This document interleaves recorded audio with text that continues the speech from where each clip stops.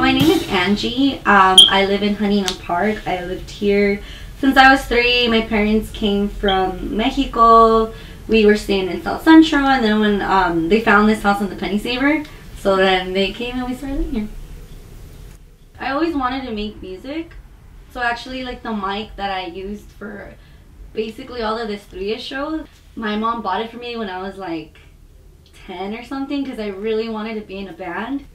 I think now, like being like in 2 bands, I kind of see like the differences like between being in an all-women band and a band that has like men in it, but then also like I guess people that don't feel the need to be as vocal as I do.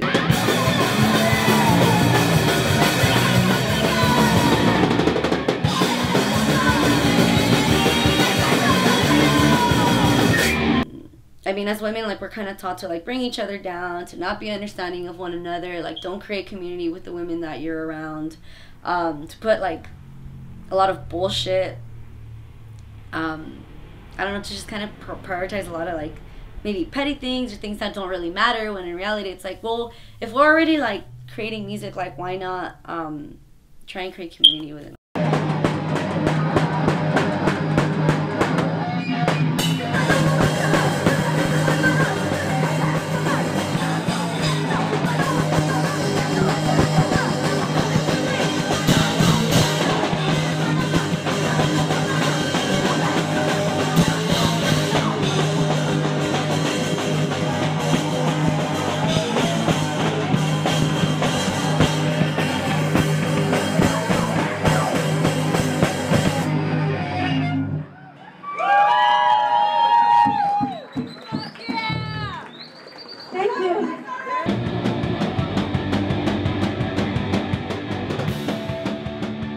So my name is Kathy.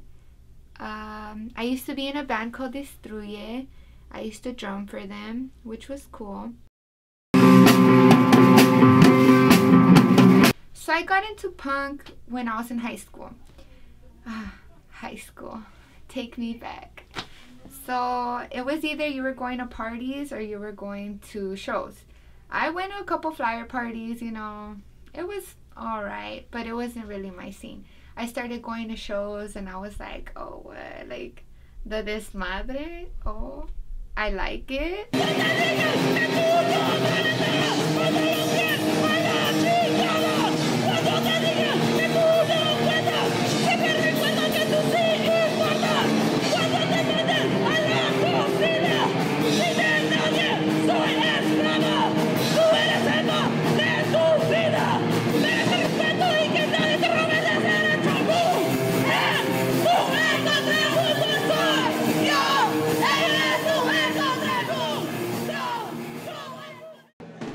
I met Angie at a show, and she was kind of like the one that was promoting women's collective at our old high school, Huntington Park.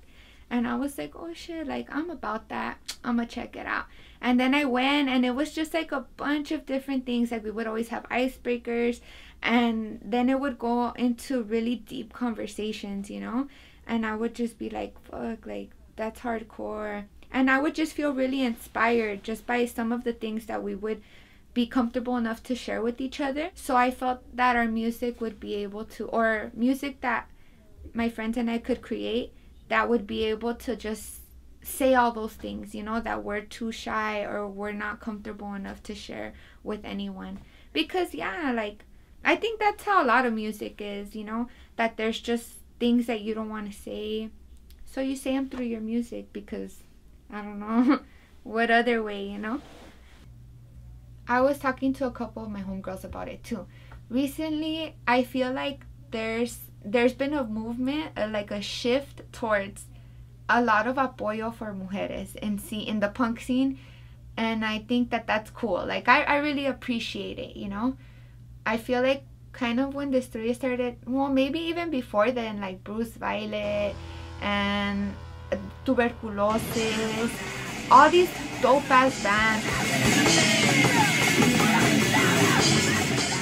I feel like lately all the bands have at least one girl in it, and I like that a lot, you know.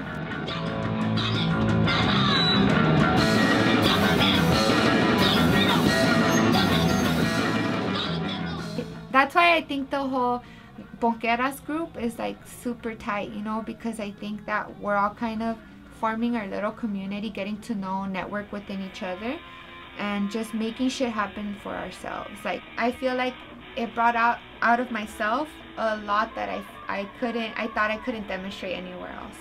I thought that it gave me a lot of courage to express the way I feel, whether it be through music, whether it be through art, whether it just be through expressing myself at shows and just, you know, singing along, fist pumping, doing whatever it may be. I really do love punk.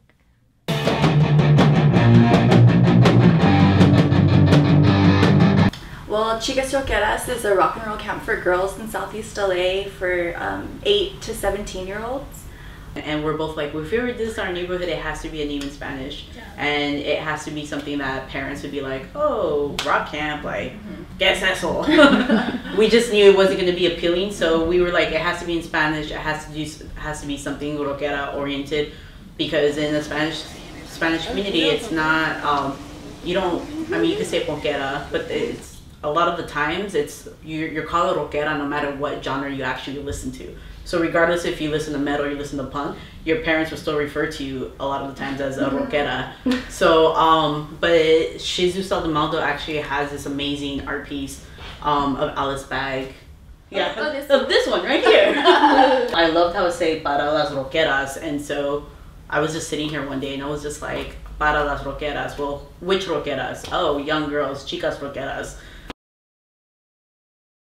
Everyone knows where East LA is, everybody knows where South Central is, but no one actually knows where Southeast LA is. And even when I tell folks, oh, I'm from Southeast LA, they go, oh, East LA. I'm like, no, Southeast LA. It's actually a completely different community. So that's the main reasons why we're like Chicas Loqueras Southeast LA, because we have to put it on the map. I'm tired of telling folks it's between South Central and East LA. It'd be nice that people just knew where it was at, because there's a lot of crimes in that community, a lot of environmental injustice, and a lot of the times those things happen though because no one knows where it's at to begin with. I feel, especially as a queer person, I wasn't, one, as a woman, usually not encouraged to be loud. You're not encouraged to be aggressive, and recognizing that I was masculine of center even then, right? So it's like, oh, I might come off a little aggressive, or I just look a little intimidating, but it's just like, that's just my body. Like, I'm queer, I'm a tomboy, I don't dress femme, that's not what I identify with.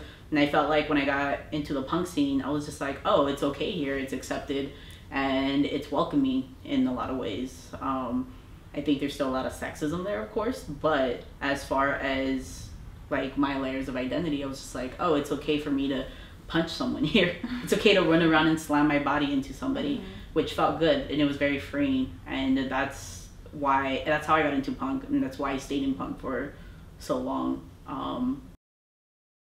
And so I've been wanting to do that in Southeast LA, and I was just like, I need to find people who are like down, committed, and gonna carry the workload. And Myra came through, and then Vicky came through, and then also like Tina came through, and Jessica. And it's cool though. What's been really interesting is that, I mean, Myra and I used to play in a band together.